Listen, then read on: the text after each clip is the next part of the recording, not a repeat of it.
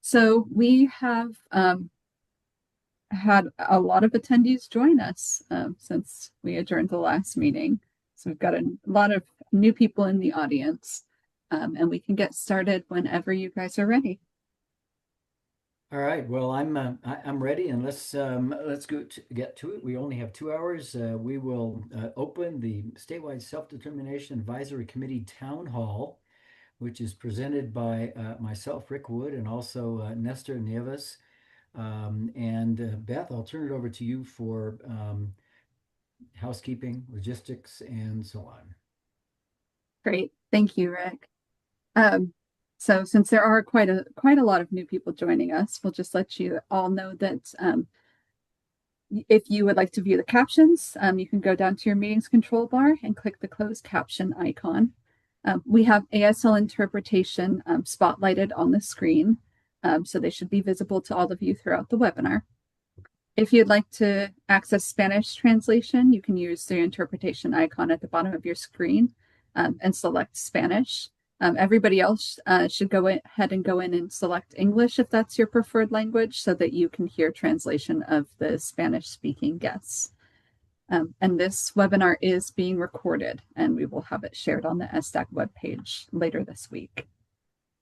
Next slide, please. So this is a webinar, so that means you're only going to see committee members who are on camera and the invited speakers.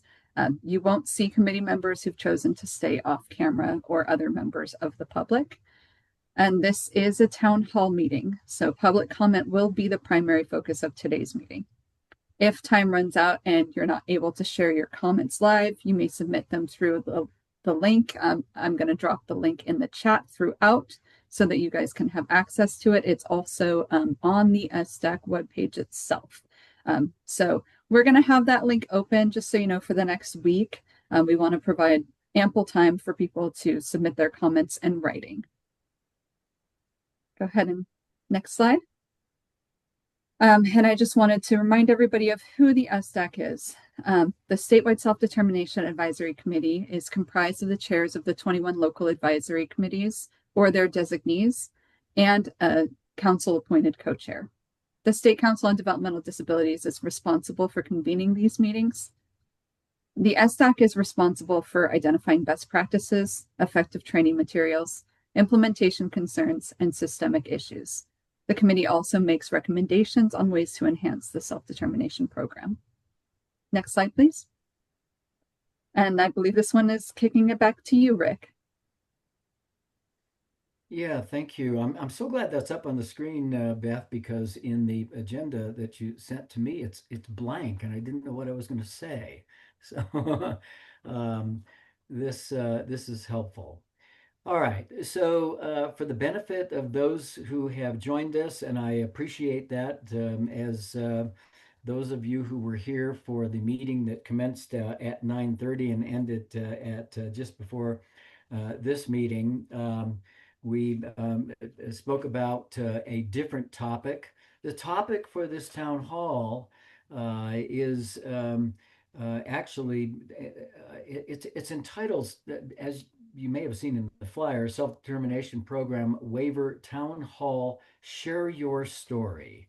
And I emphasize that because this is the day for that. And so by way of context and introduction, as you can see on this slide, the DDS Self-Determination Program waiver is up for renewal in June of 2026. That's this year.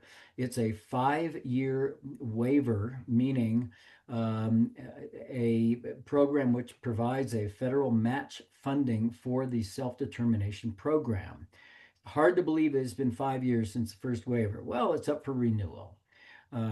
The waiver application, which is prepared by the department, that's DDS, is open for public comment. Now is the time to let the Centers for Medicare and Medicaid Services know why funding for this program is important. And I really mean continued funding, because the self-determination program would not exist without this funding from the federal government. So lastly, as you can see, your voice matters. Your stories can impact the way the SDP is viewed and understood by the federal government. Um, these stories are going to inform the waiver renewal process and show the real world impact of the self-determination program on people's lives. And I know there are a lot of you out there who have got some positive stories. So we often talk about issues and problems and barriers and all sorts of things. Today is the day for those who wish to speak and also who wish to put comments in the chat to have your voice heard that will inform and perhaps impact the self-determination program waiver. Okay, Beth, back to you.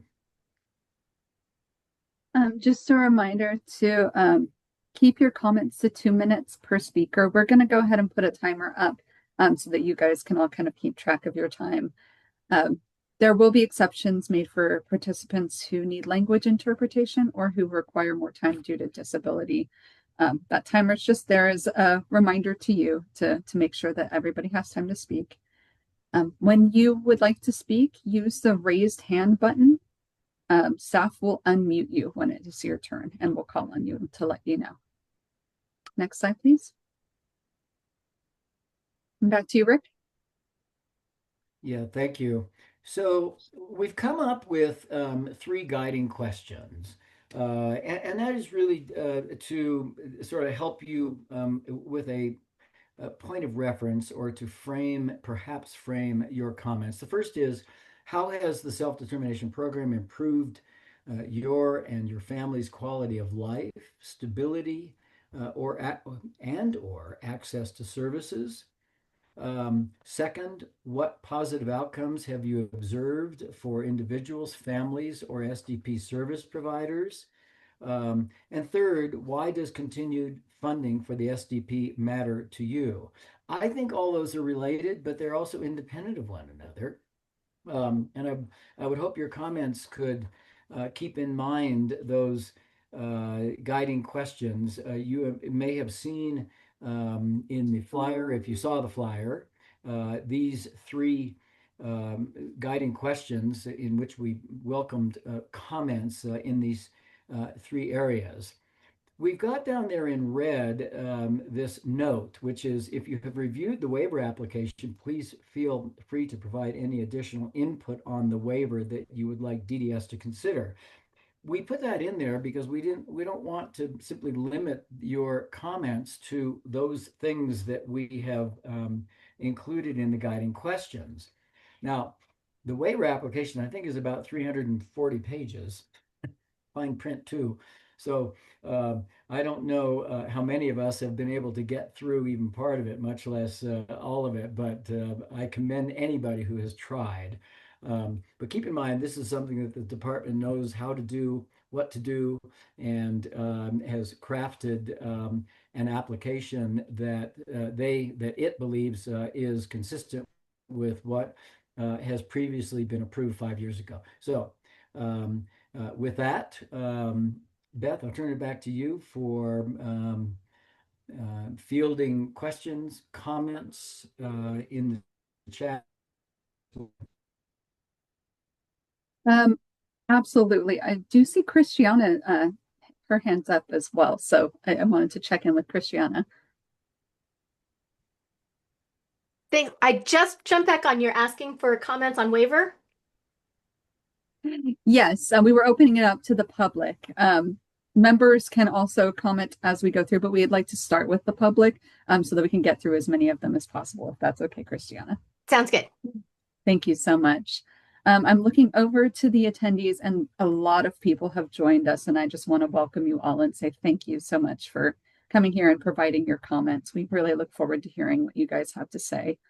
The first person that I see with their hand up, excuse me, is Tina Ewing Wilson with DVU. I'm going to go ahead and unmute you now. Just one moment.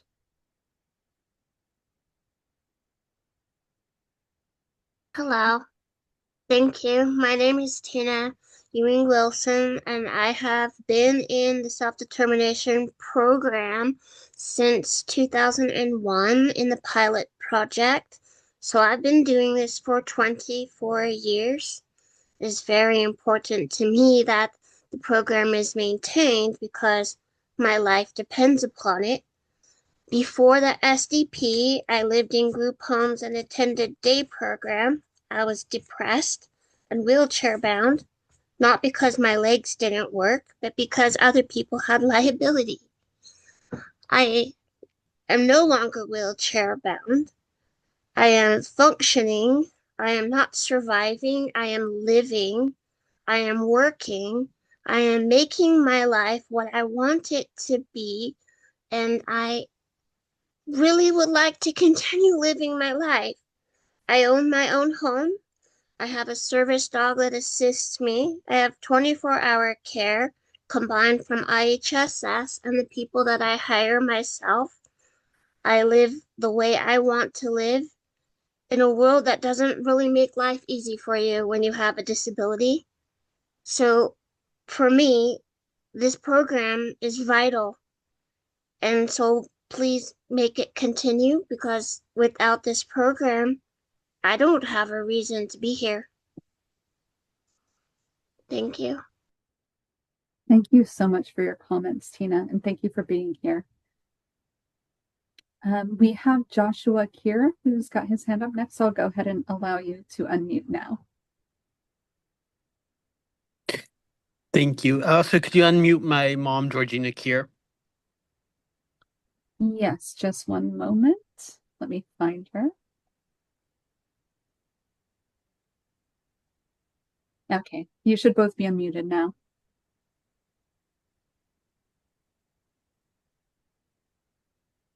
Good morning. Mom. Thank you for having us. Joshua's in Davis and I'm in Sacramento in my car. So we're just doing this with some off the cuff comments. Joshua is most comfortable if I just ask him some questions. So Joshua, what has been the best thing about self-determination for you? Being able to have the ability to idolize making my own staff and having the ability to just pick who I want to work with me. Right? You've been able to hire people who have the same interests of you, maybe who live close by to you and have flexibility. Yeah. And what kinds of things have you been doing with the people that you hired? Like the cooking and those things. Cooking, cleaning my house, being able to drive to get groceries or clothes or wherever I need to go get what I need to get. Mm-hmm. And speaking of driving, you have transportation funds. How important have those transportation funds been for you? Really important. It's important for me to get to work and where I need to go for appointments or school or whatnot. Right. That's been a really, really big thing for you. It's kept you really active in your community. I mean, you've been doing musical theater. You've gotten very involved with your church from people that you met through musical theater. Yeah. How has your friendship group expanded since SDP? It's expanded quite a bit. Doing SCP, I've been able to meet friends and grow in my community.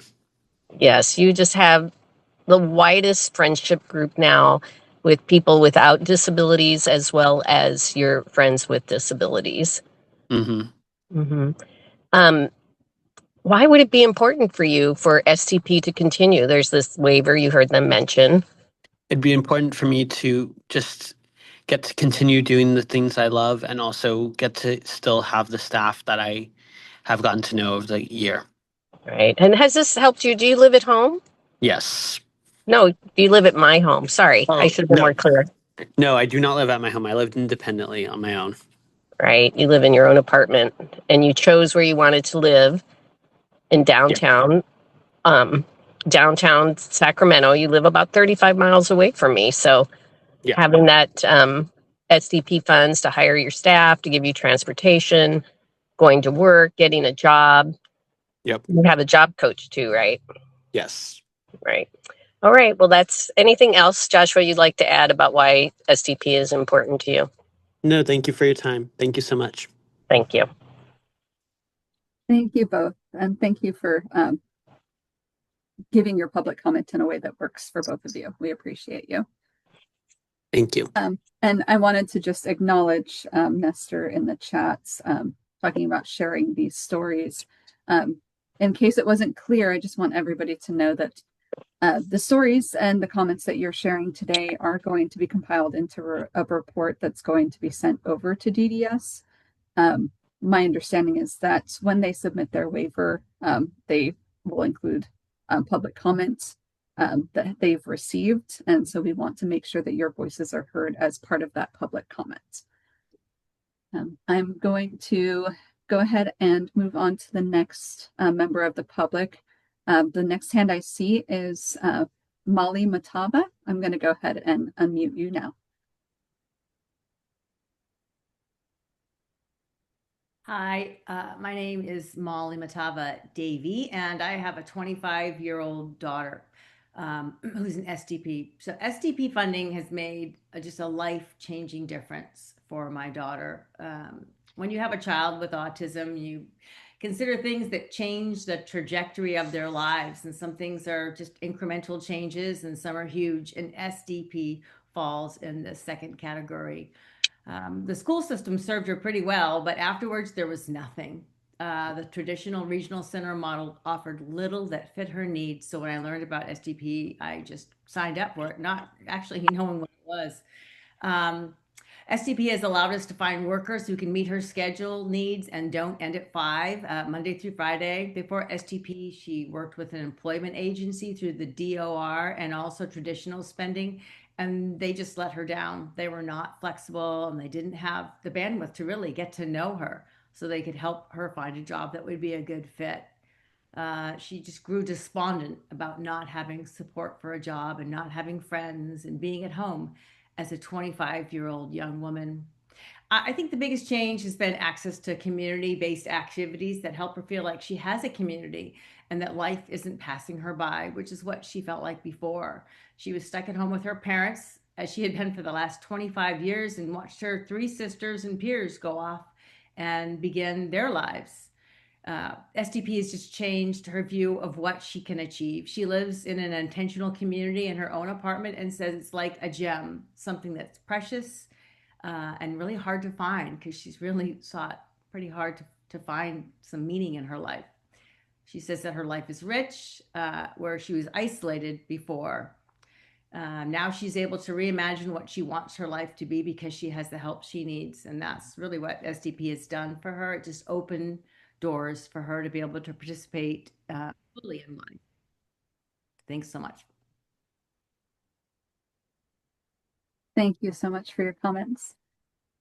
I'm going to go ahead and open it up for the next speaker. We have Sandra McElwee. I'm going to go ahead and unmute you.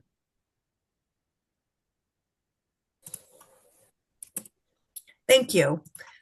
My name is Sandra McElwee, and my son Sean was born with Down syndrome. He started in the self-determination program in August 2021. At the time, he was 28 years old and had been working for 7 years and living independently for 5 years. Prior to entering SDP, he had one agency providing his employment supports and a second agency providing his supported living staff. The turnover of staff for both agencies was astounding. Sean has anxiety, and not knowing who was going to show up as his staff each day made him very anxious. First, I'd like to talk about his work. He had 4 jobs prior to entering the self-determination program. After entering the program, he was hired for his dream job working at a golf course. He has had the same support staff person providing his work supports, and he will celebrate his 5-year work anniversary with his job this year. His employer loves his support staff as much as they love Sean. Sean also designs t-shirts. He's a keynote speaker, and his staff support him in selling his shirts at events in the community and creating social media posts so his followers can see his designs and order online. His staff have traveled with him to speaking engagements across the country. This would have never been possible with agency staff.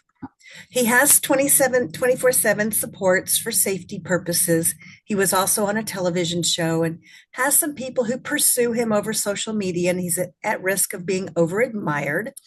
He currently has 6 people supporting him. We call them the Sean Squad.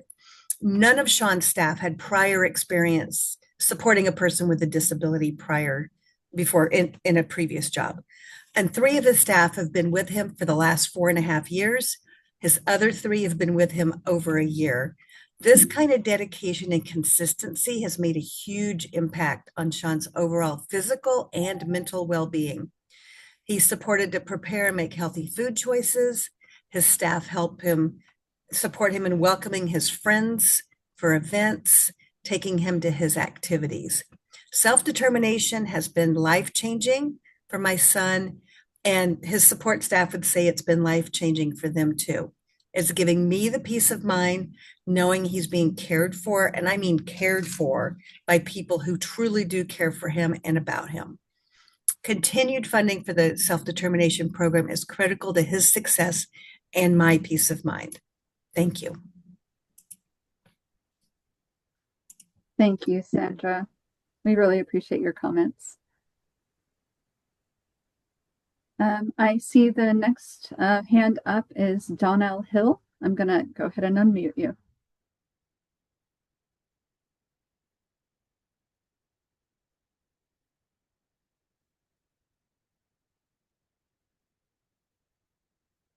You should be able to speak now.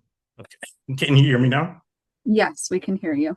There you go. Hi, everyone. My name is Donnell Hill, and I am the founder of a company called Life Maximizer. I had the opportunity to partner with Westside Regional Center last year on one of their in-person resource fairs. And we had 473 people register and 297 showed up. So what that showed us was that the families and individuals, they are really interested in the program and they want to know the information. Right now, we're in the process of putting together a virtual one for the Spanish-speaking community.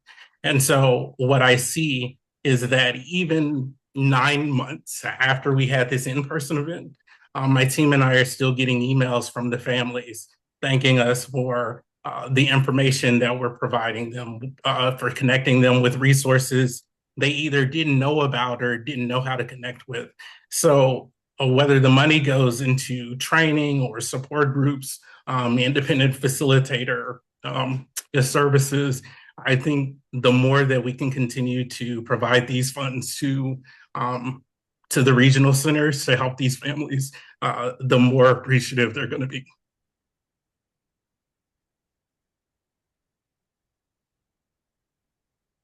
Thank you so much for your comments. Yep. The next hand I see is from Sue Colley. I'm going to unmute you now, Sue.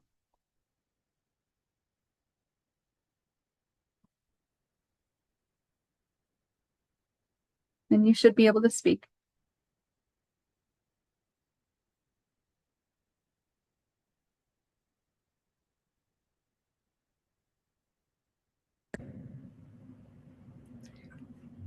Hello, can you hear me now? Hello. Hi, Sue. Yes, we can hear you. Okay, sorry. Timothy, my son, has been in the pilot program since the beginning here in Tuolumne County. We are way up in the mountains. And I, just like the rest of the people, I can say, hey, it's been a great experience. It's allowed him to do his dream. Right now, he's in a community theater production of Mamma Mia, and he's done like 7 or 8 of those, and it's because he's had that choice. He also was very depressed in the day program and did not want to go, and there wasn't another option. So for him, it has given him the ability to have a life that he is very happy with. My major concern, and maybe this isn't the place to share it, is our regional center, Valley Mountain Regional Center, is not supportive, And I don't know if it's because there's no funding to train their service coordinators, or whether they, from the top down, just don't think it's a worthwhile program. But as I go to these kind of things and hear from other regional centers that it's working well, it is not working well in our regional center. And I just want to state that that's a big problem. And maybe that's, again, I'm hoping the funding continues but where's the funding to help the regional centers train people and make them stay with it and encourage it? So that's it. Thank you. Thank you, Sue. We appreciate your comments. It looks like the next hand I have up is from Candace Castroni. I'm going to unmute you now, Candace. Can you hear me? Yes, we can. Hi, I'm going to let my granddaughter, Allegra Mayman, do the speaking here. And go ahead, Allegra. Welcome. Hi, I am Allegra Mayman. I have autism and schizophrenia. I was not able to fit in any community program. All they did was drag me to malls, stores, just about every day. Now I have a program through SDP that has made my life very happy. I can have my own helpers.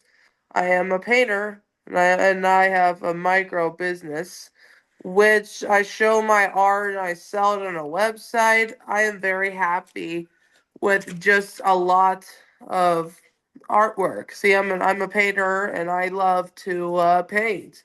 Painting has been my thing ever since COVID-19 was here. I started to paint. I love to paint, and I sell them on my art website, which I'm very happy about. Do you think that SDP has made your life so much better? It made my life so much better. Yes, it has. And you go to the gym. I go to the gym. I go to the beach, and I go to a lot of places, including bowling. Yes, and thank you so much. It's been Great pleasure. It's been a godsend, and I can't imagine life without this. And I thank you all so very much. Thank you. Thank you both for being here. Bye-bye. All right, so I have a few more hands up here. The next in line is Yvette Renteria. I'm going to go ahead and unmute you.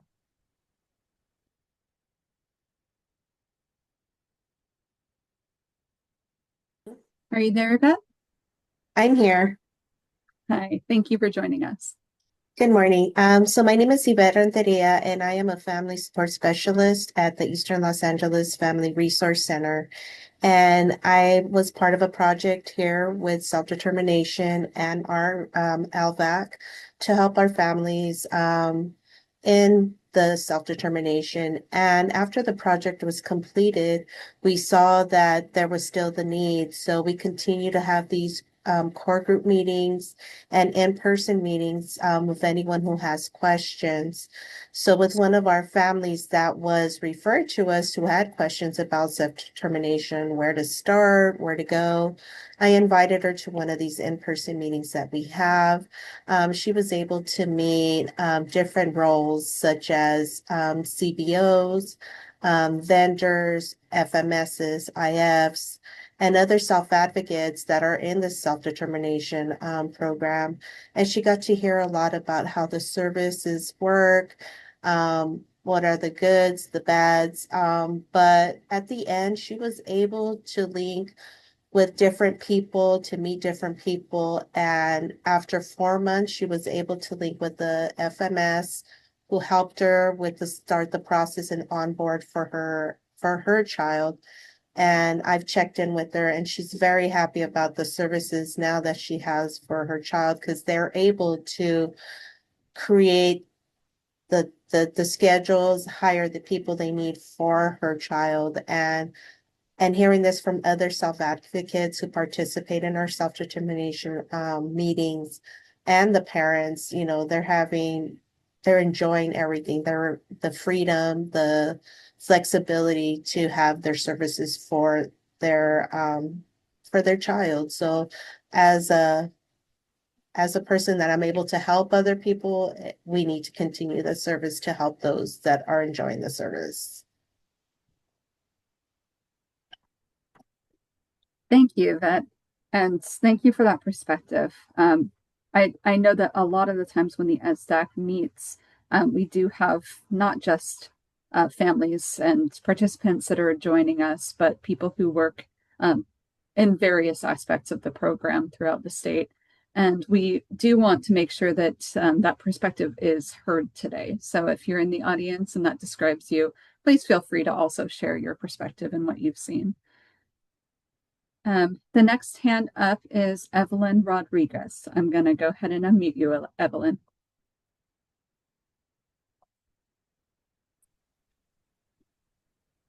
Hola, buenos días, ¿me escuchan?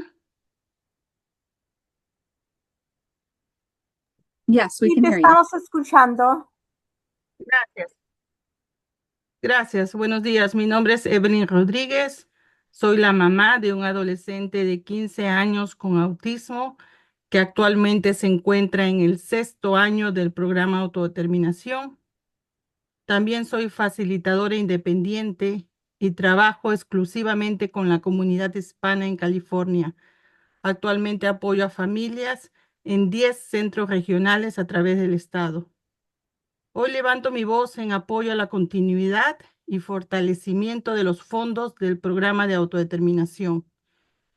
Como mamá puedo afirmar que autodeterminación transformó la vida de mi hijo y de nuestra familia. Nos permitió crear verdaderamente un plan centrado en sus necesidades, culturalmente sensible y enfocado en su seguridad y calidad de vida en la comunidad. Esto no es un lujo, era una necesidad que no se veía en el sistema tradicional.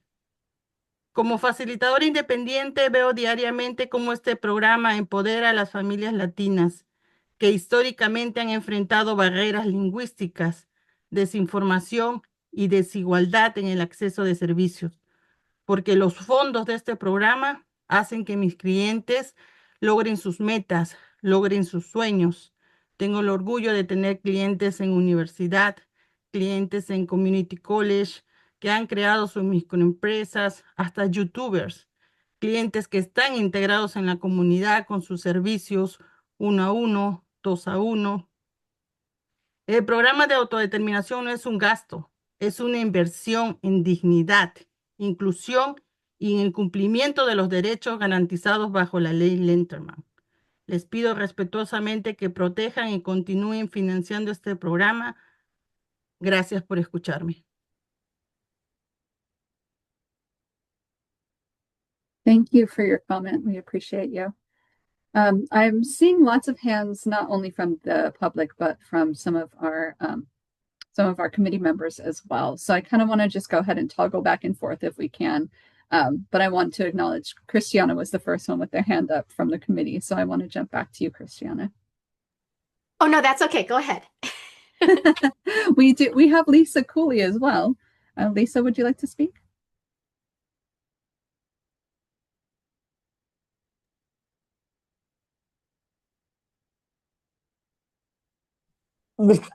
I have two comments. I would like to see SDP continued for people like the parent or grandparent who spoke from a rural area so they can have more choices in the services that they or their grandchild or child receive.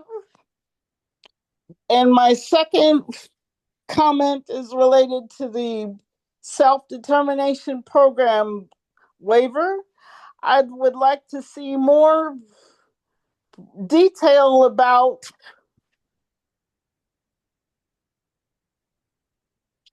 the self-determination program services that can be provided in the self-determination program waiver. Thank you, Lisa. I'm actually going to go ahead and put in the chat the link to the waiver application for anybody who's interested. Just so the public knows, the public comment period for the waiver is until It's open until March 8th. So if you would like to review specifics of the waiver application, it is, like Rick said, very long. So that should hopefully give you ample time to do that. I'll make sure that's in the chat for you. I do also see that a member of the public, Jacqueline Yang, wanted to speak, but wasn't able to use the raise hand function. I'm going to go ahead and find you and let you unmute. Just give me one moment.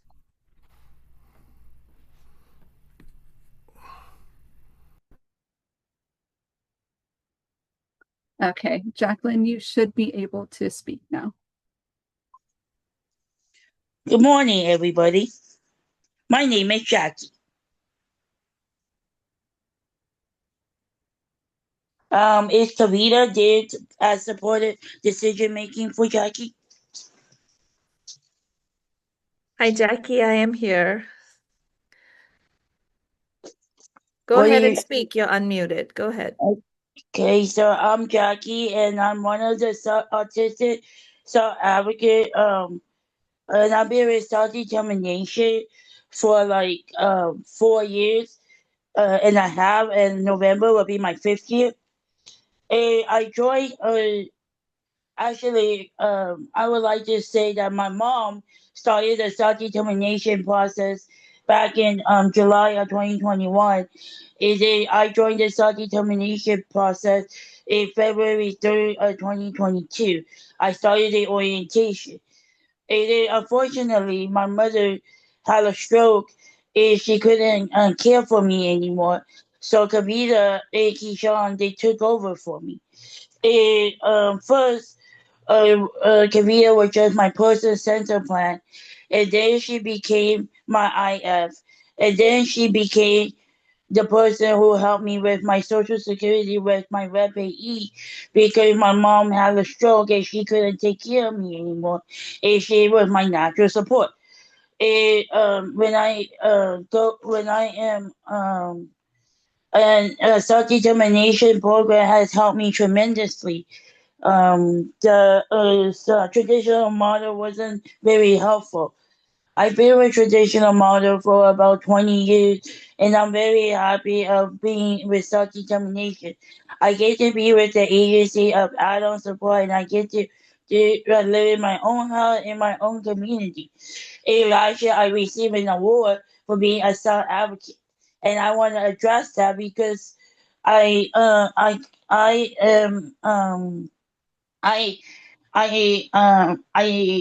self determination without Kavita's help.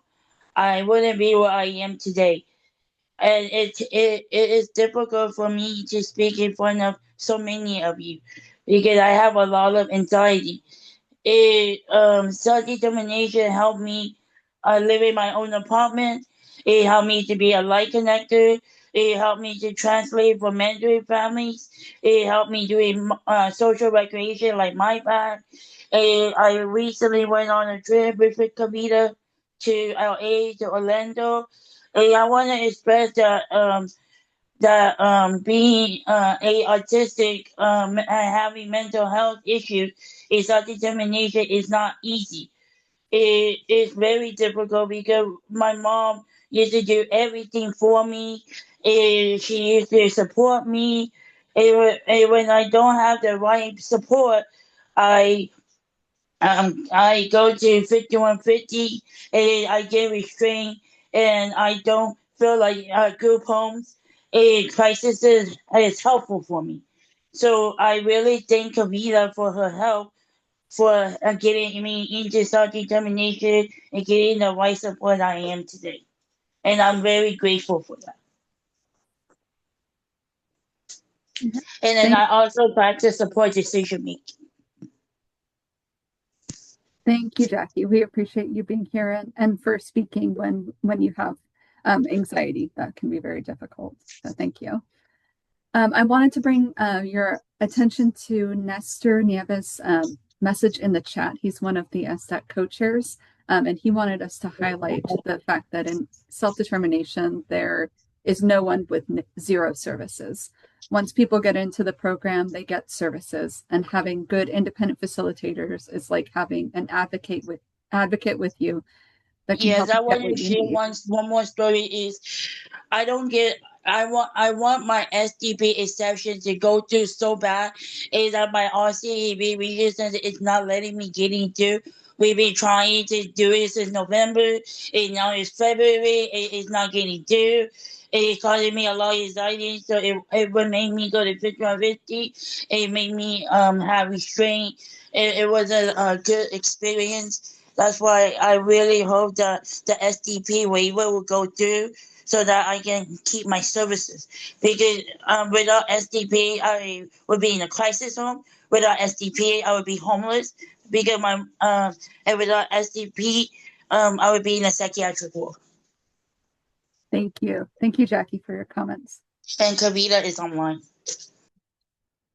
Yes, and I do want to remind people, if you can, to try to speak slowly for interpreters. It's hard to translate into Spanish and ASL. They're working very hard to make sure that we can all understand what you're saying. Nestor also wanted us to send out information about the waiver. We do have a presentation that's available on the SSDAC website. We will link you to that in the chat as well, so that you can understand the waiver. I'm going to go ahead and kick it over to you, Kavita. I see you've had your hand up. Hi, thank you so much. I first wanted to raise my hand for Jackie, but I also want to speak as a parent of a neurodivergent young lady with autism and also several other co-occurring mental health conditions and PDA. Prior to self-determination, we had no services from the regional center. The only thing we had was respite, which did not serve our purposes. And then the pandemic happened. And then there was a huge, that's when we learned about the self-determination program. And it came at the time when, when we were in a state of complete crisis at home, where literally there were nights that I was having to spend sitting out in the car while my child was going through a hormonal issue with regard to a whole bunch of other dysregulations that were happening in terms of behaviors. Nothing seemed to help. The school districts just raised their hands and didn't. She stayed at home for almost 13 months. And she didn't want to get out of bed. It was depression. It was a whole bunch of other things that were happening, but it was the self-determination program, which actually got us the opportunity to be able to see how we could get more person-centered supports, to see how we could hire people that we could train to be able to work with her, to understand that even as parents, a lot of times we don't understand the entire gamut of their experience, and that we need to slow down. And it was our independent facilitator and person-centered planner who actually made us realize, and we had that aha moment where all that she needed was to be able to be heard and understood, or at least make an effort, because my child is minimally verbal. She's not able to communicate the way many of us do. And that was actually the turning point in our relationship with her and also in her life. Today, she is, she is able to get back into a post-secondary program. She's able to go. She accesses everything in the community, goes to all the events, goes to social groups, albeit with her support team. And she does have issues with regard to dysregulations and other things, but typical ABA doesn't work. Typical behavioral programs don't work. We need to have very person-centric supports, people who understand her and who are able to work with her. And self-determination has made that happen for us, and for her to be able to access things that she enjoys. She enjoys going on long drives. That's something that's soothing and regulating for her. So she's able to do all that and she's able to live life thanks to the self-determination program. And I can speak as a parent of an individual who has multiple co-occurring conditions. A lot of them fall through the cracks because everything is swept under the rug of autism when they're not able to express what exactly is going on with their situation. So I just wanted to share that it's really crucial. We would not have had any support. I would not be able to sit here and talk to you if we didn't have the support for her through the self-determination program. And I'm sure Jackie and many of our other self-advocates that we have supported has expressed how important this program is for their quality of life. Thank you. Thank you, Kavita. I appreciate that. I'm going to go ahead and jump over to another member of the public, Wendy, and then we'll go back to Charles Nutt afterwards. Wendy Phillips, you should be able to speak now. Thank you very much for this opportunity. I'd like to speak about my daughter, Sarah, who has been in SDP. This is her second year in the program. Before SDP, she has autism, anxiety, ADHD, OCD, and depressive disorder. She is now 27 years old. She'd been out of high school for 7 years and only had almost no services at all. She was depressed and would not leave the house. The only service she had was like 3 hours a week from regional center, and it wasn't enough to help her. The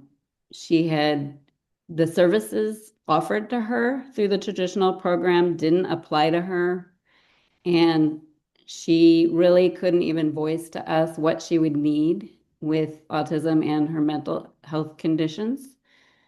When she was able to get into SDP, within only 1 year, her entire life was transformed.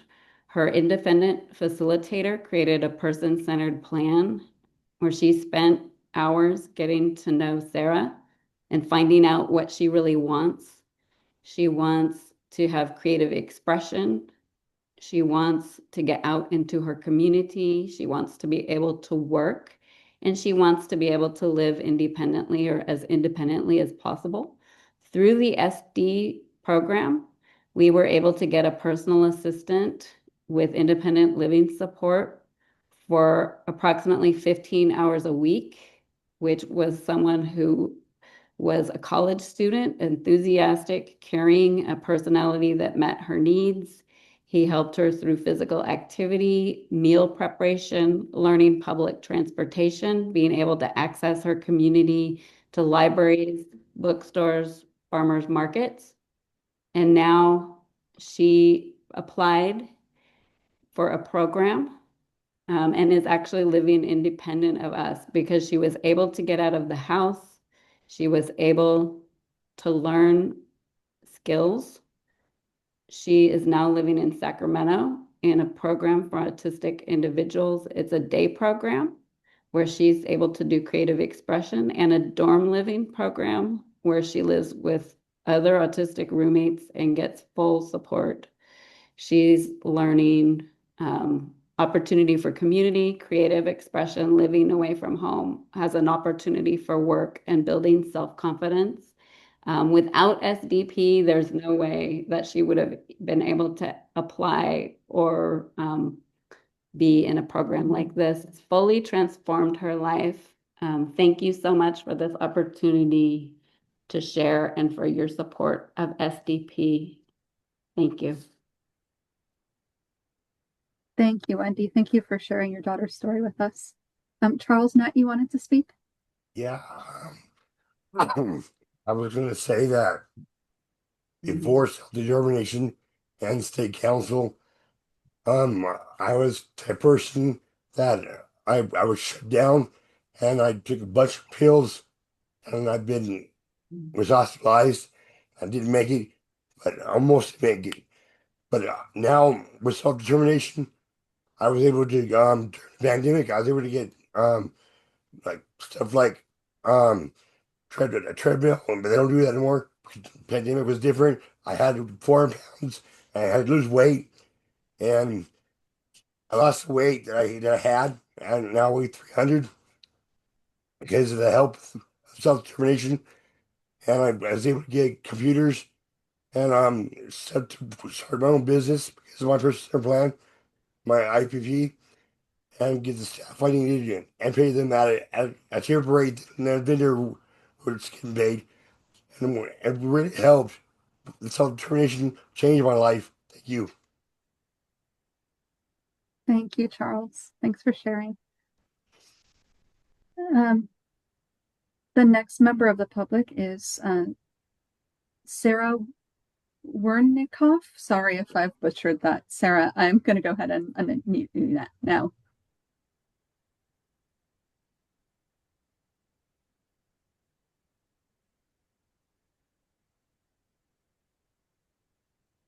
¿Aló?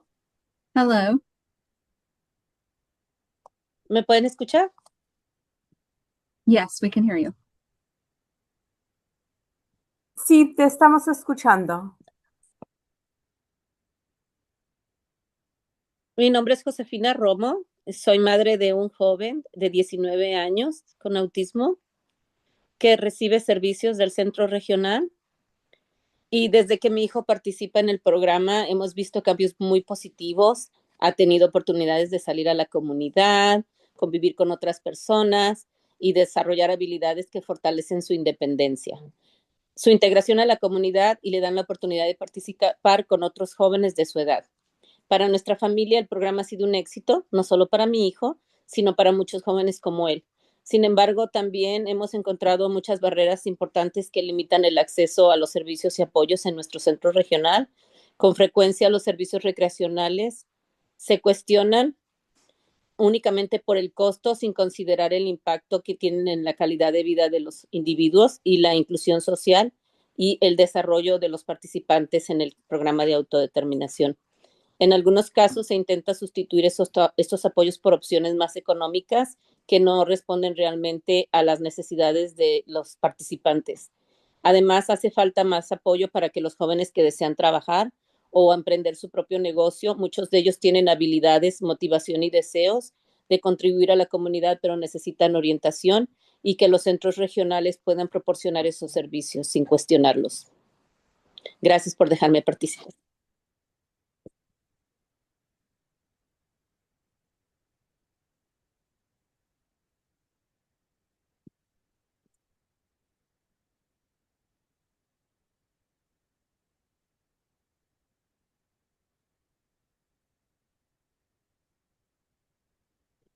Great. Thank you so much for your comments, and thank you to our interpreters for, for the hard work you're doing. Thank you. I'm going to go ahead and go over to one of our committee members, Amina Abdul Hakim. Yes, I wanted to speak. My son is entering his 6th year of self-determination. He is on the autism spectrum. I would like to say that I am not from California, so I have a different level of appreciation that some may not, meaning that the type of opportunities that people have here in California for these services and the funds to do it are not elsewhere. With that being said, my son, and if you live in certain areas, you might be limited to the number of providers that are available and just resources in general.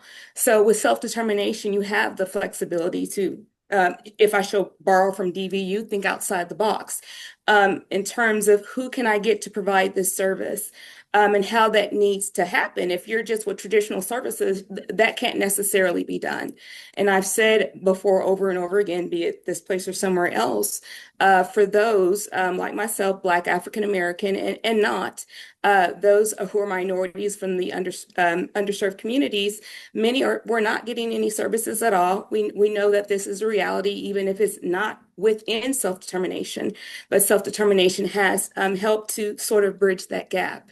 And people do find this to be more beneficial. You do have the opportunity to pick culturally sensitive providers and those that may match more of what you choose. This being, different families, religions, etc. You have more choice. You have more freedom to do certain things. It is also, from a business perspective,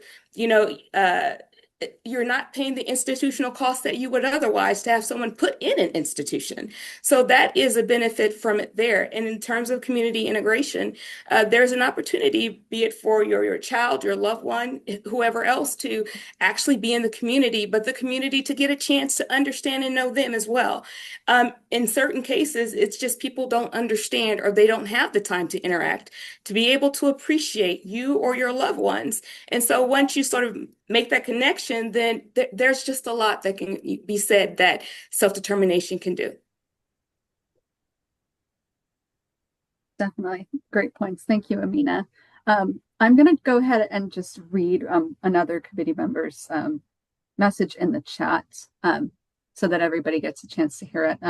Beth Martinko from Orange County says that a committee member with an adult with autism and intellectual disability, she's identifying herself. Traditional service has made my son's life worse. Day program and respite put him in places not of his choice, with people not of his choice doing things not of his choice. Self-determination literally saved his life. Either he or I or both of us would not be here today without SDP. In SDP, he spends time with people of his choice doing things that interest him. He contributes to the community and they appreciate him. Everyone who knows him says he has grown tremendously through this time in SDP. He is a voiceover actor, participates in theater classes, and has written a children's book with his own created characters who tackle a problem and how to solve it. He's currently, with the help of his aide, reaching out to schools and libraries, offering to come in and read his book as a self-advocate role model of how anyone can do anything with the right supports. SDP is the right support. Thank you, Beth. Just wanted to make sure that your son's story was shared as well. I'm going to go ahead and go back over to members of the public. I see Eduardo Valencia with his hand up. I'm going to go ahead and unmute you.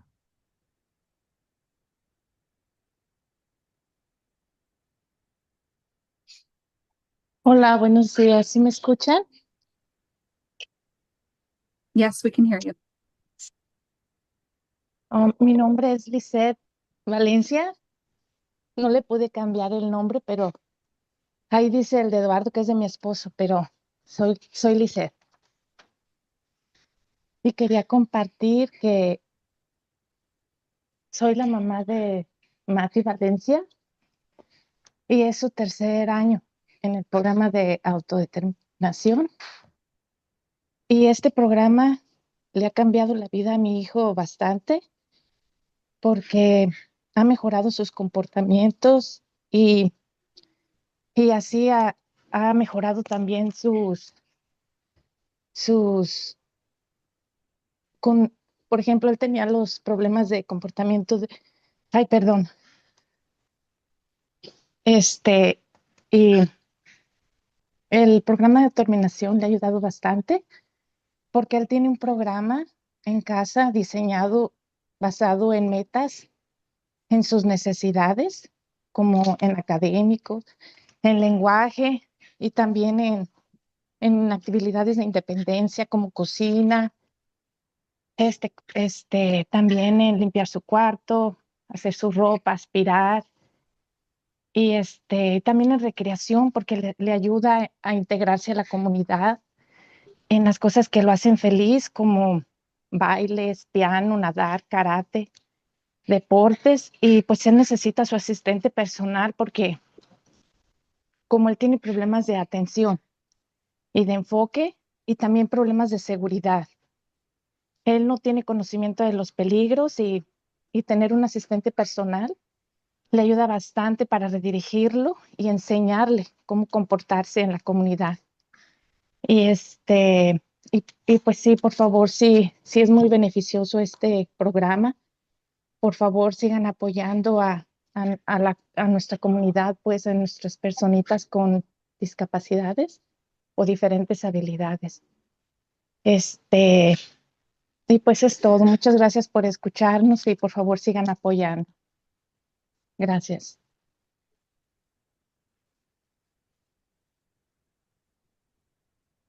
Thank you so much for your comments. I'm going to go back over to our committee members. Chris Miller has his hand up. Hi. Many of you will know that I don't talk about my personal experiences very often unless I have some sort of complaint. But what I would like to share, since we're having positive public comment time, is with SDP, I was able to get technology that helped me be able to complete my degree in social work, which allowed me to get a job within the service system that allows me to help it make it better locally. And without self-determination, I probably wouldn't have been able to do that. And as a result of that, I have a fully I fully financially support myself without the assistance of Social Security benefits or all those other things, which was just a personal goal of mine. But also being able to hire the supports I need of people I need, because one of the things that made me want to go into making the service system better was how direct support people would treat me, despite how I kind of conduct myself or how I do anything.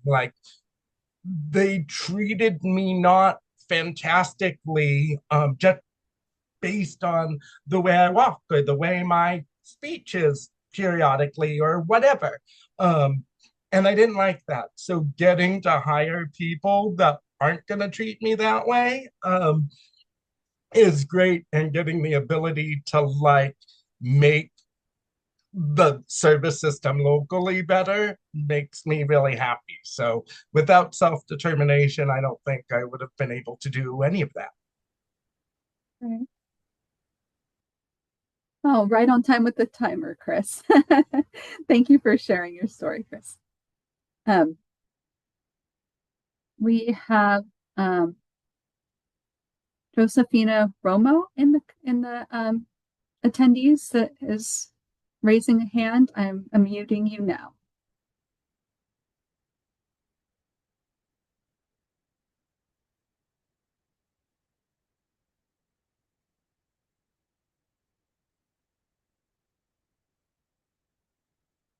And you should be able to speak.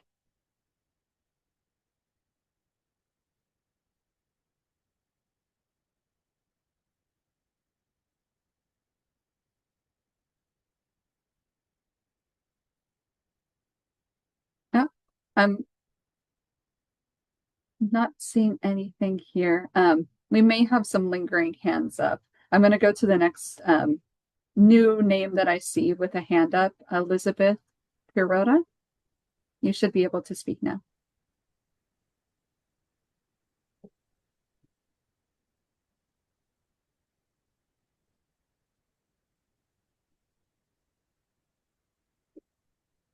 Are you there, Elizabeth?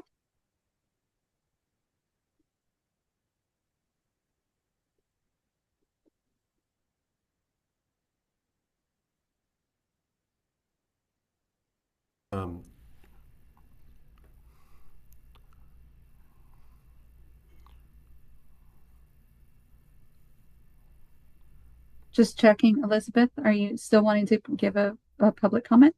Maybe she speaks Spanish. I don't hear our Spanish interpreters. We can come back to this one. I'll go ahead and try Mary Henry. You should be allowed to speak now.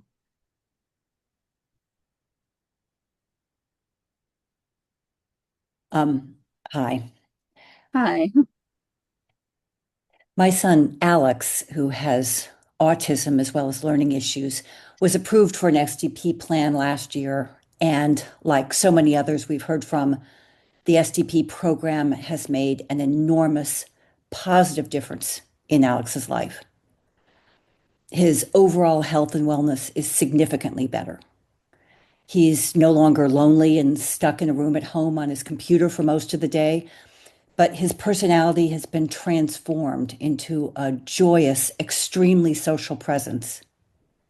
He now has an individualized fitness program, proper nutrition, and a wide range of friends. The extensive community engagement provided through his SDP has made him so much happier. He's now living independently in a supportive community with many friends, doing volunteer internships in 2 different schools, and working on getting paid employment. All of the services he's receiving, including driving instruction, living skills, and creative enrichment courses, are chosen by Alex and tailored to his unique profile, and are delivered much more efficiently than would be possible with any traditional service model. For Alex, perhaps the most significant difference between the SDP model and a traditional service model is in the area of employment support. Alex has many challenges, but one of his strengths is the ability to work with a very specialized technology, geographic information science. There's no way for a traditional services model to support Alex as he pursues employment in this area, since his job support will require knowledge of this specialized software, and he will need to be able to hire the right person to help him succeed with an employer. The SDP program is making it possible for Alex to get the proper individualized support so that he can not only achieve independent living, but productive employment. Our family deeply appreciates this group's efforts to renew the SDP waiver and secure services for Alex and so many others who cannot properly be served with traditional services. Thank you, Mary. Thank you for sharing Alex's story with us. Back over to our committee members, Jan Alpsbeck. Well, I try not to talk about my daughter, but she was the 7th one to enter self-determination at Inland Regional Center. And she went from riding a bus in a day program, walking around her staff's campus, which was really painful for her. And she did have some good ILS providers. Once she entered self-determination, she was able to engage in her own microenterprise. She loved dogs. She had a dog treat business. Her favorite part was socializing with everyone and with the dogs. She also volunteered at Priceless Pets. She worked at Dickie's Barbecue because the owner asked if she was interested in working there. They loved her personality. Sarah had Down syndrome and a lot of medical issues, and she continued going all the time. Mom, they have to have me there. Mom, I have to be there. They're going to miss me. She also was invited to resource fairs through the police department in City of Fontana here, and has great pictures of her hugging them and just being part of that whole community. And I think it was important for also the police department to understand who she was and people with special needs and the value they add to the community.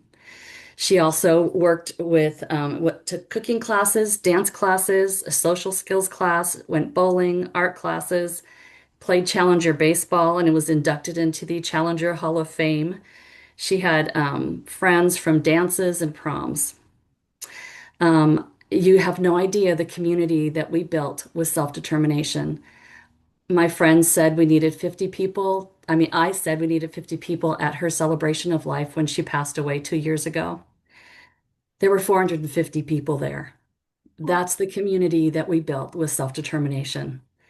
We had people from the regional center, we had friends, we had doctors. The lives that she touched is immeasurable. And I couldn't not say something because I think that's where self-determination really benefited her and others in the community. Thank you so much, Jan. Thank you for sharing about your daughter. I know we don't get to hear about her often.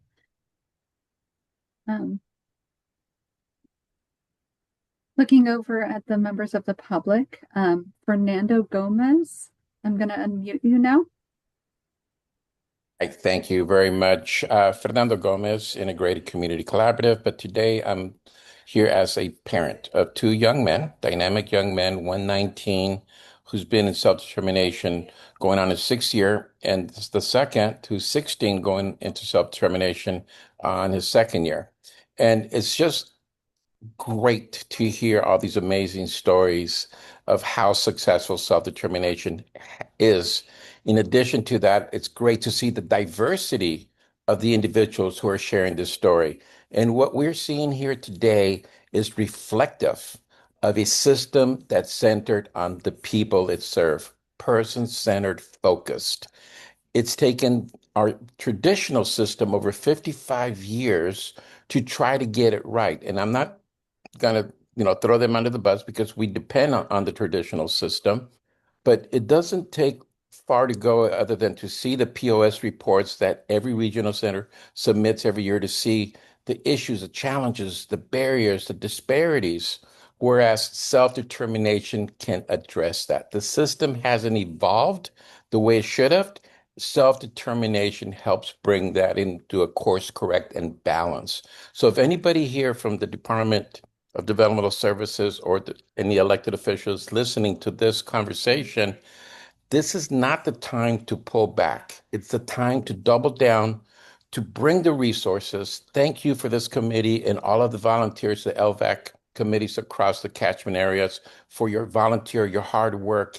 But you need to be empowered. You need to be provided the tools and the resources to do the unique and important work that you do. So thank you for this opportunity to share briefly my story.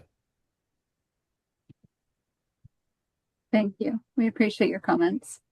I'm going to go back over to one of our committee members. Chris Benedict has his hand up.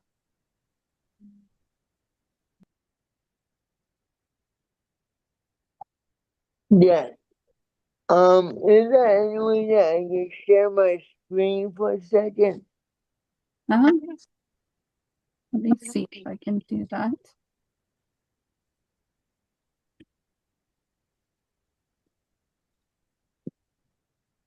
You should be able to share your screen now, Chris.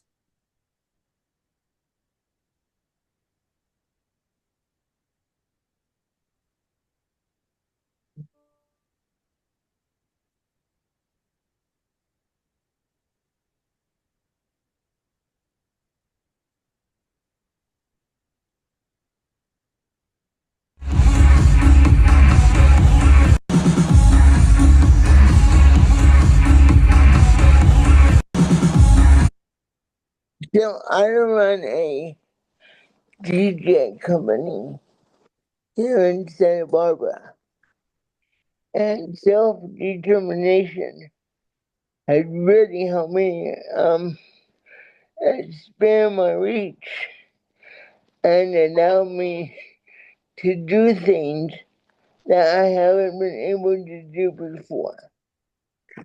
And I really applaud DGS and SCDD for what they're doing in the disabled community. Thank you. Thank you, Chris. We appreciate you sharing. Stop this. Going back over to members of the public. I see Patty White. I'm going to go ahead and unmute you. Thanks very much. And boy, shout out to Chris and your DJ example. I do want to say that and the other stories that are highlighting the benefits of STP are wonderful to hear. So thank you for giving us the opportunity. I am the parent of a 27-year-old daughter who has received SDP services for the past 3 years. And why they are so beneficial to us is because we truly have a customized program that aligns with the person-centered approach that the regional centers have said is the way they want services to be happening.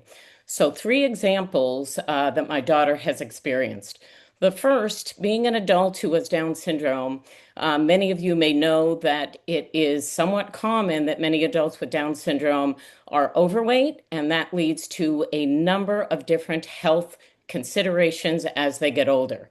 So because of SDP, we are able to have a wellness program that includes a nutritionist. So she not only gets healthy meals, but she understands what a healthy meal is, and it helps her to create the right kind of shopping list to align with a healthy diet. In addition, she has a wellness trainer so that she starts understanding and experiencing how exercise is so important in keeping both her weight levels well and just an increased confidence in her abilities. She also was able to have some job support for employment that she has. And one of the concerns before SDP is that a job coach these days might be making less because of the reimbursement rate than the person with a disability that they are coaching. So my daughter has a wage of $19 or $20 depending on the day. And so it is important that the job coach that makes sure that she does her job well, helps out if there are any issues at work, and hopefully will help her advance in that role, is making as much as she is and not less. And finally, social interactions are another area where having a individual who knows my daughter well enough will understand when scaffolding is needed for her to develop authentic connections and relationships. So these areas of health and wellness, employments, and social interactions are all areas where my daughter has grown in confidence and in interactions with her community, allowing the community at large to see that people with disabilities have much to offer them. Thank you for the opportunity to share this. Thank you, Patty. We appreciate your comments. Next, we have Denise English. I'm going to unmute you. You should be able to speak now.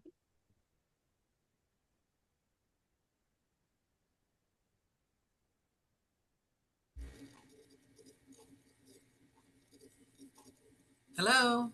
Hello, we can hear you. Okay, great. Hi, my name is Denise English.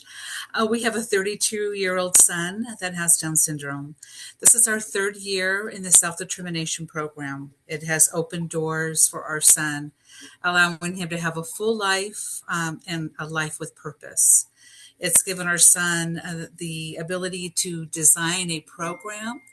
It's different each day, but each day of the week can be the same week after week. But it meets his needs and it meets his own goals. And he's able to participate in programs that bring him joy and also a sense of accomplishment. His programs mainly focus on overall wellness and health. He's got a personal trainer that helps him with his nutrition. He's able to take swim classes and participate in, at a gym. These are things that are important to him. He has assistants and a job coach. He works at a diner.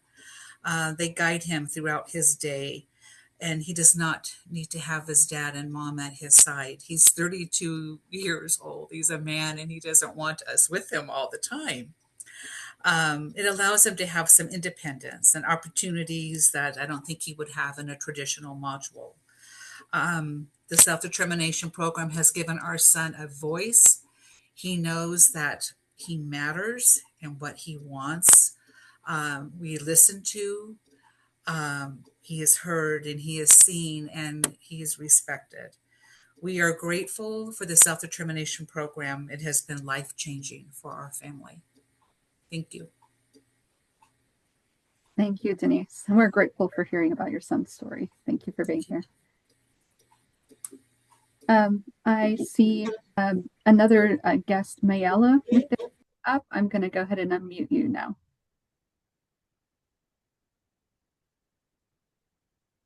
And you should be able to speak. Hi. Hi. Hey, my 19 years old autistic son is on his first in the self-determination program. We live in Corona, and this program has been incredible helpful in exposing him to real life. Thanks to this program, he's accompanying the college with his personal assistant. and he can't attend his swimming and music class, use the public restroom where I can assist him, and learn how to behave in public, shop and supermarket, express himself, cross the streets, and many, many helps. Thank you. Thanks for the self-determination. My son is more engaged in preparing for a better future, and his stress has decreased significantly. This program allows parents to choose who helps their children. I urge you to please ensure this program continue to support our kids, please. Okay. Thank you so much for sharing your story. So I have a few hands left up. I'm not sure if they were left over from speaking before or if somebody wanted to speak again. I'll just start with Eduardo Valencia. You should be allowed to speak now. You should be unmuted.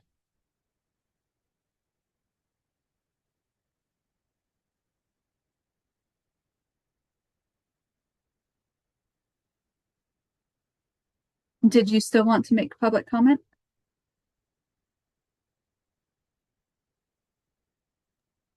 Okay. I'm going to double check back with I think that was his wife, Elizabeth. Oh, sorry. I wanted to go ahead and check back again with Elizabeth Pirata and see if you would still like to make a comment. Elizabeth? Hi, is it working now? Yes, it is. Wonderful, thank you. I'm a parent of my 25-year-old daughter who has a rare genetic condition that makes it makes various things difficult for her. She has medical issues, but she also needs 24/7 support for social interacting and safety in general. STP, she's been part of STP for about 3 years, and it's made a huge difference for her. She's gone from being very isolated and being at home with me, and not enjoying the traditional regional center model, what they have to offer as in terms of services. They just, and she didn't feel comfortable there. She wasn't doing things she enjoyed. And with SDP, we've been able to focus on what makes her excited about life, and also has helped her, I would say, very much with her physical difficulties by giving her the individual attention she needs so that she can make the incremental progress. So it's not so much nursing or medical care, but having being able to hire staff and have staff members who know her, who we can retain and stay around her, and can advise her when maybe she's done too much and she needs to rest, or she can do a little more. And so we've seen a big improvement in her health. She requires less medical resources than she used to. And she is also able to participate in the community so much more. She volunteers at a cat shelter and at the local public school. And she also takes classes at an adaptive college courses where she's hoping to get a degree. And without SDP, she would never be able to do all these things. So I encourage keeping the funding for SDP. Thank you. Great. Thank you. Thank you so much for your comments. I'm glad that we were able to get your microphone working. Right now, I am seeing no hands raised in the public or on the panel. So I wanted to go ahead and take this opportunity to kick it back to our co-chairs, Rick Wood and Nestor Nieves, and see if they wanted to add anything. Yeah, so first of all, I see that almost everybody that started is still with us, which is really remarkable. This happens at town halls. It certainly happened here. What I wanted to say as I'm thinking about that which has been said are things that I find to be in common, or in which there is a common thread running through the stories. We all have something in common, don't we? And the thing that is so positive is that with this program, what has been demonstrated is that we all have an opportunity for us, family members, to live our best life, our lives. And disability is not something that goes away. And so for me, the stories are sort of bittersweet because it doesn't go away. But having said that, we've heard stories about people who have been able to live to their capacity, or that their capacity is within reach. All of these stories are heartwarming. In exchange for the opportunity to live our best life, we are required to be accountable for the funds that are made available for us, accountable to those that we employ to help us. And so there's sort of two parts to that. And as I think about all these things that have been said, as some of you know, I go back quite a long way in this endeavor. 26 years was sort of my moment where I was called to service. And that was because in the Eastern Sierra, where I live, in an isolated area, this little thing called an SDP pilot. It wasn't an SDP, it was a self-determination pilot as opposed to the self-determination program. And there were 36 of us in a rural part of Kern Regional Center that were provided the opportunity to participate. And from that, and by the way, that program was supposed to be 3 years. Well, that was 26 years ago in the year 2000 that was started. And here we are. And in some respects, it's a lot different, but in many respects, it's exactly the same. And that is that the outcomes for the people and families have been so positive that people have been compelled or have felt compelled to come forward and talk about their stories.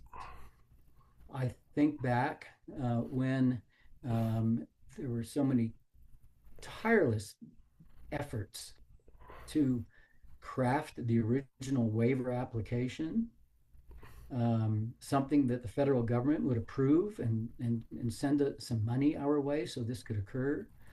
And then once that waiver application was accepted and the program got underway, I think back to the tireless efforts of so many as well to draft the rules, the rules for implementation. We've also seen the results of a program that not only had success among those who have been fortunate enough to be able to participate. So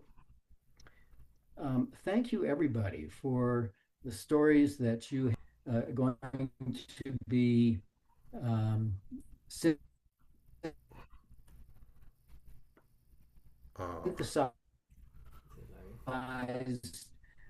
into a report, perhaps that is going to be. I appreciate you with us for an hour and a half. I'm hoping that many of you feel this sense of uplifting that I certainly have in this last hour and a half. And I appreciate not only being part of this program for myself, my son, my family, but also to be able to share that which we have in common. Thanks for being here today.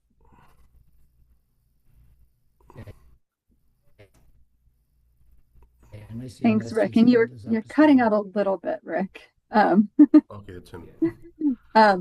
But I think we caught most of what you said. It kind of caught us up and made your voice go a little fast there. So hopefully everybody caught it. Yeah. I wanted to jump over to Nestor, who has had his hand up, our co-chair Nestor Yeah. Nieves. Yes. Sorry, I'm in the middle of a snowstorm, and so internet is problematic where I live, but I'm glad you got something out of it. We did. Thank you, Rick. Hi, Nestor. Okay, Beth, since it looks like the public is like not having any more comments, we could use like the remaining time to like say like what is this going to be used for? Where's the report going to be sent to? What the maybe some like context of what the Medicaid waiver is. Like there's different ones, and the one for STP. Like we have this time, so let's inform the public of what's happening, what the situation is, and also if any of them have like questions about the previous meeting about the implementation funds or anything that might be on the trade labor language. Like we have extra time, so give the public context of like what's happening and what are all the different things going on. Definitely. Thank you, Nestor. And yes, we should absolutely give some of that context before we wrap up.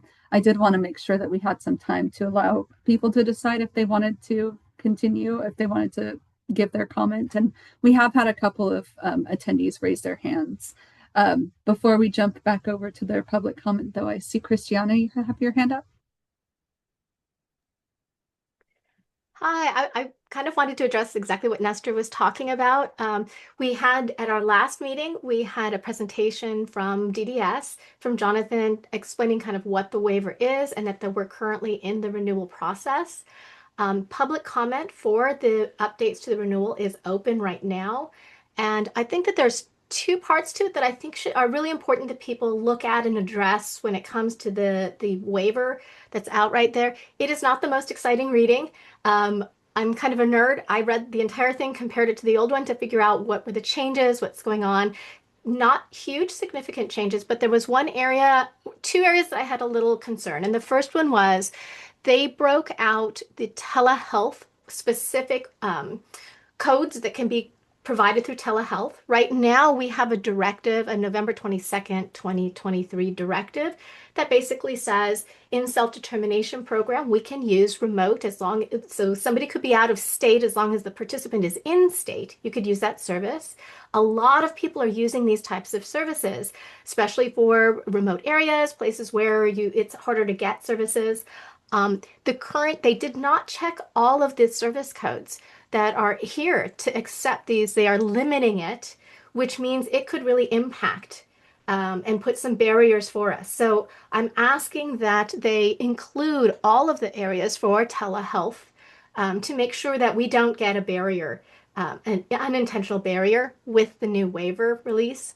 The other part was we are having problems with regional centers putting limitations on things that are required under labor law. So we're a very unusual program where it's the first time where we've had to become employers. And the regional centers are putting limitations like we can't pay for cell phone stipends, mileage, and paying for the employees' entrance fees, those kind of things. These are required by labor law. There has already been a lawsuit, a class action lawsuit that has gone through in California requiring these, and we still have regional centers that are saying, no, we can't put them in our spending plans. So it's really, really important that they address that with the waiver to make sure that we are following that the participants are allowed to follow the labor laws, because we absolutely are the ones liable and at risk. So those are the two areas I really hope that people will address.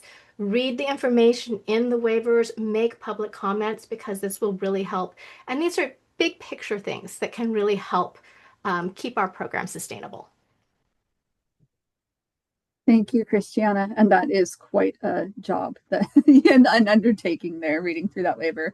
I read through some of it myself, and yeah, thank you for pointing out those areas where people can look. And like you said, it's open until March 8th. Hopefully that will give people a little bit of time. We will also be accepting written comments through the next week. Charles Nutt, you have your hand up? Yeah, I had a question for the DDS. I don't know if I get this right or not, but an issue I have is we should try to give an orientation, like a little small orientation through the self-determination program, giving out implementation of the fundings. But now they're gonna do no orientation for 2 hours. It's gonna be 4 hours now, two sessions of 2 hours, and I just feel it's gonna be overkill for a lot of people. Thank you. Okay, thank you. I know that they were accepting some feedback on that orientation. So we can, if you'd like to actually reach out to me via email, we can discuss that and maybe see where we can send your comments on. So thank you. Thank you. I do see members of the public, a couple more have raised their hands, so I want to make sure we get to their public comments. First, we have George Ramos. I'm going to unmute you now, George. Hi, how are you? My name is George Jorge Ramos. Can you hear me? Yes, we can hear you. Yes. My wife, Olivia Ramos, and me, we have a daughter who has cerebral palsy. And this is our second year for SDP. And my comment is that SDP is a great program and really helped my daughter to increase her cognitive skills. Before we had into the program, we really have issues with services. But now with SDP, we can choose the right services for our daughter. And not also that, she has the ability to learn through the services for different classes that she has. And she is able now to understand better commands. She's able to do things on her own. And for example, she is able to not only learn to understand better, and that facilitates her the way that she wants to communicate, even if and she's not verbal. So the program itself, it's wonderful. It's a wonderful program. You can hear with the stories of all these people that presented it. So it's not only for us, but for all the people that have disabilities, especially for our daughter. Before that, she was very frustrated. She was not able to walk very well because she had surgery on her both feet before.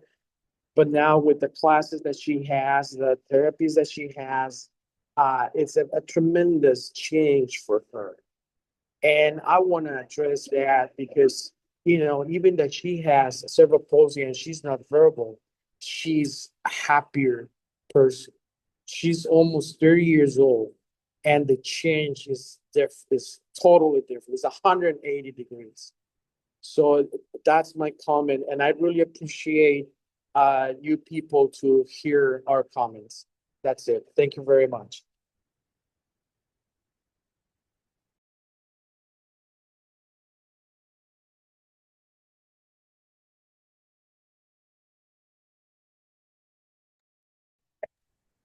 I'm sorry. I'm sorry. Yes. Jorge, thank you so much for your comments. We appreciate you sharing.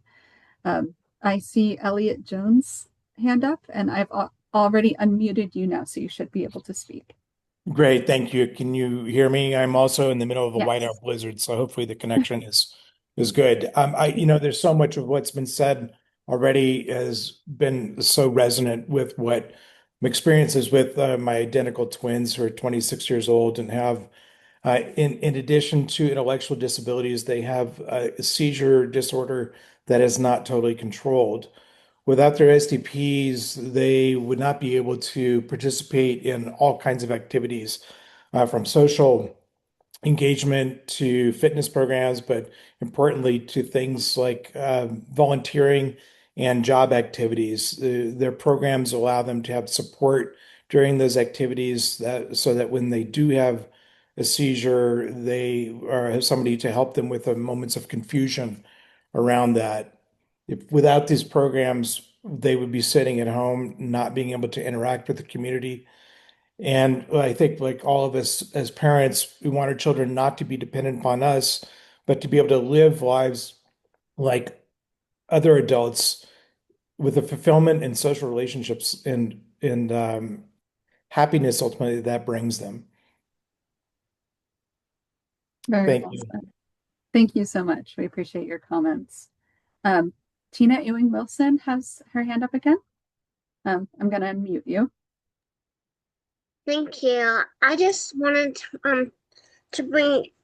to ask about what's going to be done about if the LVACs lose their funding, because I'm not sure the people that are talking about taking away the funding understand what all the LVACs do for us, because they give us our resource fairs, they give us our conferences, they give us coaches that help when you don't have an IF, and I think they aren't thinking this through, because who's going to help us with those things when the LVACs can't?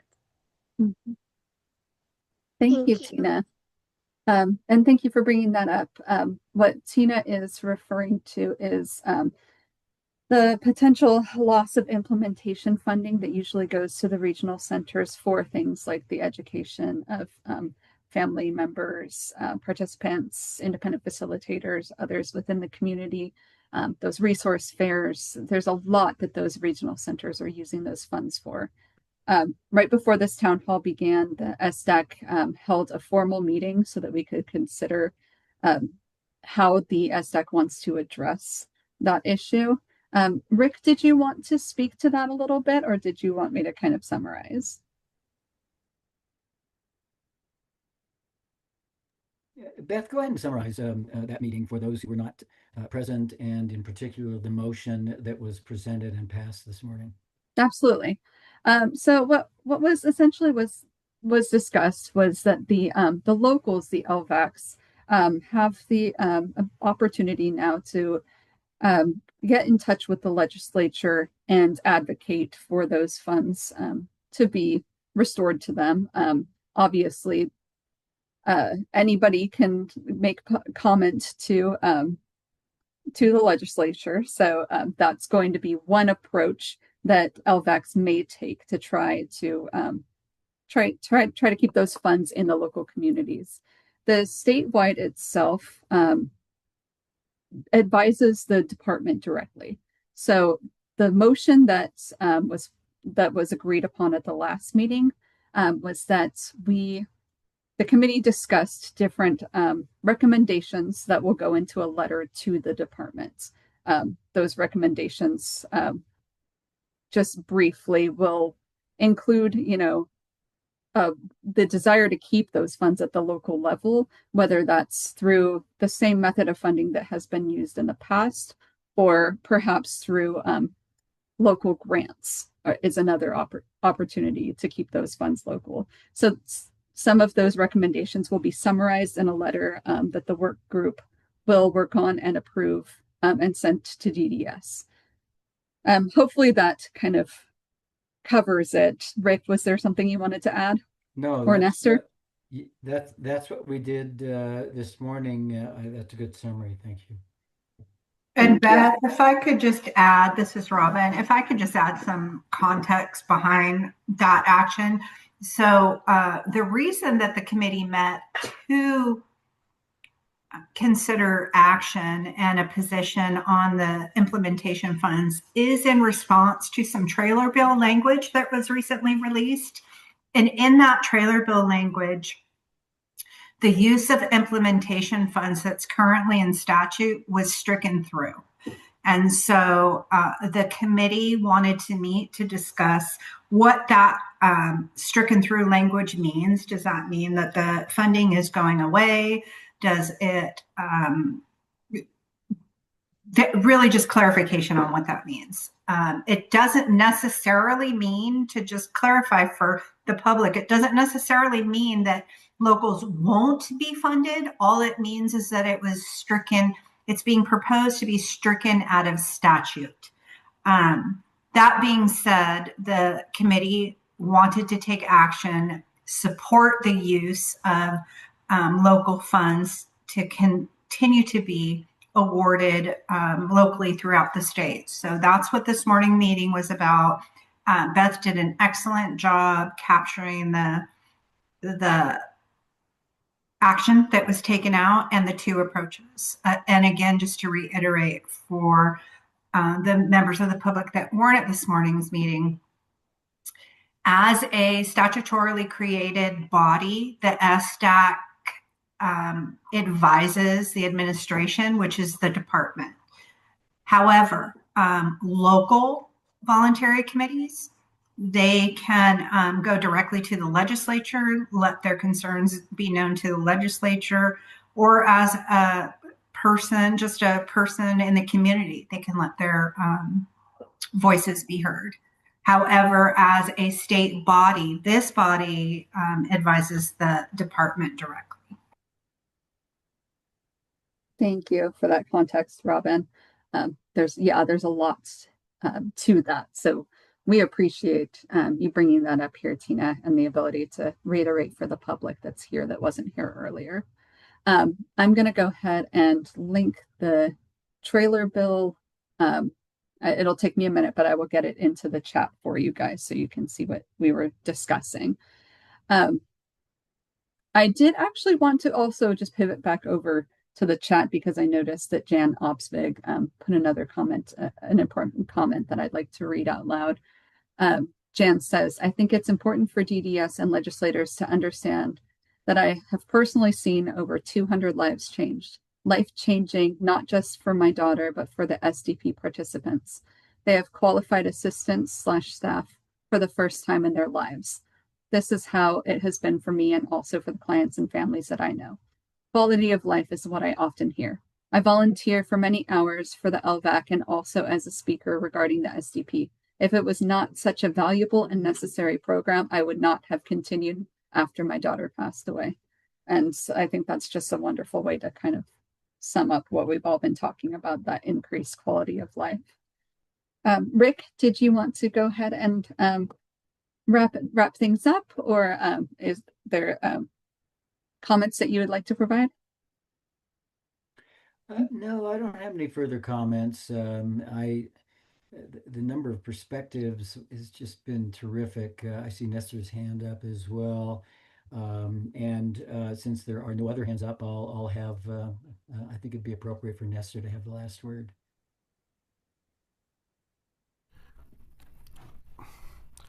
All right. Well, my last word is more like a question or something, because when we had our meeting this morning about the LVAC implementation funds, that was not the only thing that was in the trailer bill language that that could potentially have effects. There was also the provider rate set, and also how the regional center board directors are changing, and a bunch of other stuff that's has both direct and indirect effects on all of us. I'm not sure if we want to quickly go through those other things. No. Let me see where I don't have a summary of all of the different things that it could potentially impact, Nestor. I am, however, linking to the trailer bill language so that they can people can see what all has been stricken out. Okay, I do have something I did pull it up on my phone, the links with the early intervention program oversight, employment access alignment, federal access rule, life outcome improvement systems, rate reform, Regional Center Support Living Services, Regional Center Oversight, that's the board of directors. The remote services, I wonder if that applies to SDP also. Oh, and of course, the LVAC funding, that's another one. Right. I could like share. Yeah. Okay. So I think right now we've got only 9 minutes left in the meeting. Nestor, if you want to reach out to Rick and I and Robin to discuss kind of the more in-depth details of the trailer bill, we can do that. I'll put the link in the chat, like just to like. Wonderful. Thank you, Nestor. Just a reminder to all the members of the public that we will be synthesizing all of these comments into a report. We put out a town hall report after all of these town hall meetings, and we summarize all of your comments. We are happy to collect more. I know there's many more people here than have spoken, and we'd like to hear from as many of you as would like to comment. So I'm going to go ahead and provide a link to our written comments survey in the chat so that you guys can continue to share with us. We will leave the written public comment survey open for a week. So I will pull everything together next Wednesday after you've had time to comment, and we'll get this into a report and submit it to DDS.